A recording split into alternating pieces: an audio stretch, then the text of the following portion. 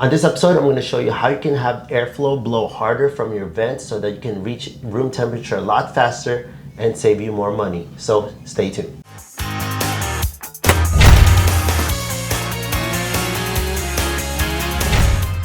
Hi friends, welcome to Fix This House. If you're new to the channel, consider pressing the subscribe notification bell so you can always be in tune on DIYs, how-to videos, and product reviews that I do within this channel. In today's episode, I'm going to show you a really cool trick that you can do with your HVAC system so that you can have airflow blow harder on your vents throughout your whole home, not just a specific area. I know you can go to different rooms and close off the vents so you can have a stronger airflow on a certain part of the room that you desire. But in this one, I can show you how you can have better and stronger airflow throughout your whole home. You can get heated faster or cooled off faster, whichever, if you have an AC unit or a heat pump. So let me take you to my furnace and let me show you what you can do. That's their blower with the return air ducts from the rooms.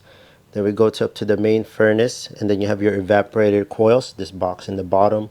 And we're gonna open up the air supply duct which goes to the rooms. Just to let you know, it depends on your furnace how it's configured. Yours could be going in the opposite direction. This is the air supply duct. We're going to open this up. We're going to take out the cover. This is where the air goes to each one of the rooms. This is bolted down with the self-tapping screws. There's about 1, 2, 3, 4, 5. So I'm using a 5/16.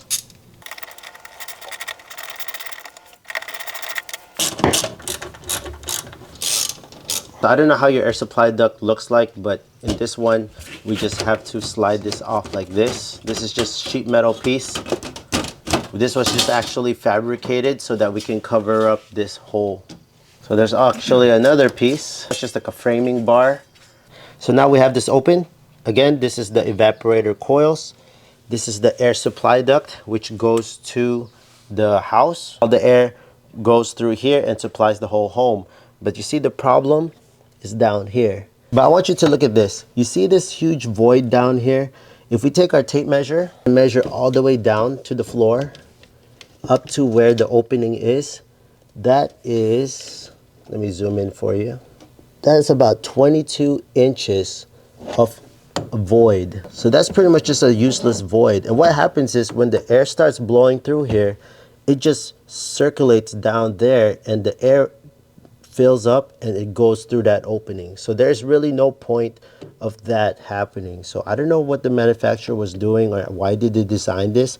If you know, let me know in the comment section down below what's the reasoning, but I see no point of this void being here. So what we're gonna do is now we're gonna take our meter, let's turn on the AC, and we're gonna see how much air is actually coming out with this deficiency. So I'm gonna take my cover again. Let's cover this so we can duck our tests.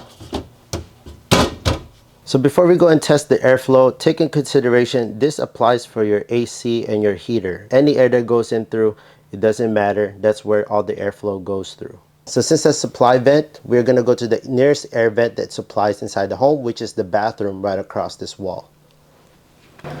So here's the closest vent. What I'm gonna do is I'm gonna take off the cover for you, and we're gonna take our anemometer, or you can just say this airflow meter. Again, I'm just using this. I got this off of Amazon. If you're interested on this one, I'll leave a link on the description down below. But we're gonna go and turn on the AC right now, or whichever heater, whatever's gonna blow out of here. It doesn't really matter. Not unless you're measuring the temperature as well, which this one actually does measure temperature. There's different units that you can use. There's meters per second. There's kilometers per hour. There's other units that you can use, knots, miles per hour, but we're gonna stick with the meters per second. Okay, so we have the AC on. Let's put the meter on top. And notice how it's just a fan in there, and it's very sensitive to air. Just to make it fair, I'm gonna put it right here, lay it on the floor, directly underneath the vent. So right now we're reading at 2. So it's fluctuating between 2.2 to 2.4 ms, and the temperature is at 77.1 degrees Fahrenheit. This is the before. This is with that open void. We're gonna open up the cover again, And I'm gonna explain to you what we're gonna do to modify what's inside to make the airflow a lot stronger. So what we're gonna do is we're gonna eliminate this 22-inch of void. I don't know the square footage of it, but it's just a 20-inch deep void. So our plan is we're gonna try to create some sort of scoop, eliminate the air going in there and turning and going around in a whirlwind, waste energy to get in here. A cutout out of sheet metal. Now the sheet metal measures up to 27 inches by 23 inches. There's multiple ways you can do this. What I'm doing is I'm folding the sheet metal in half and pretty much feeding it through that hole. What you can do is you can take off the coils if you choose, or try to find other ways that you can slide that sheet metal through. But in this case, I'm just gonna slide it through that hole. So when you're doing this, wear cut resistant gloves because these edges are super sharp. Again, take your time.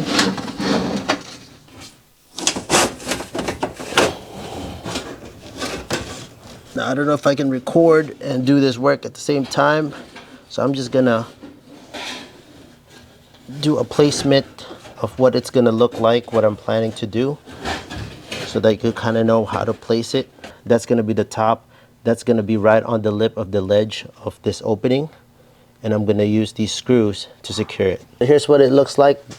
There's self-tapping screws on the outside, or sheet metal screws if you wanna call it that. But there's three, 1, 2, 3. The self-tapping screws is quite flimsy and it doesn't lock. So if you have, this one we just got from a plastic lock washer from an auto part. I'm gonna place it right through here. And then on the other side, my dad will start ratcheting that self-tapping screw. I put 2 on the bottom. That was a little more tricky, but it holds pretty well. There's 2 self-tapping screws there. And now you see that there's a scoop that goes straight to the entrance, eliminating that void. I mean, if you can go and close those 2 areas at the edges, probably this will work a lot more better, but majority of the airflow will now bounce to the scoop inside there. Now, since that's done, we're gonna close this back up, reseal everything, put back the bracket, put back the cover. We're gonna test out the airflow with the airflow meter. Install the cover.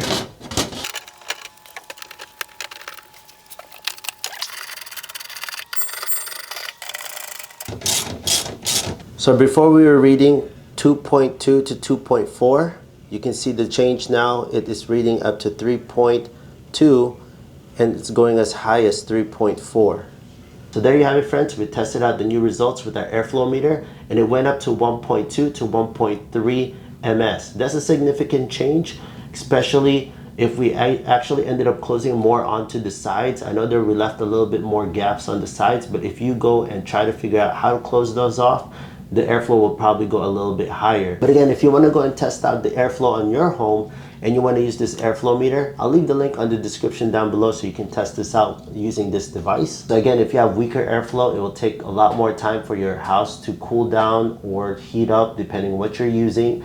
And then that consumes a lot more energy, a lot more electricity. But if you have this stronger airflow, it will reach the temperature in your home to the desired temperature that you want a lot faster and can serve you more money. Again, friends, if you found this video super helpful, please hit that big thumbs up, press the subscribe and notification bell. And if you have any questions, leave it in the comment section down below. Let me know what your results are. I'll see you in the next video.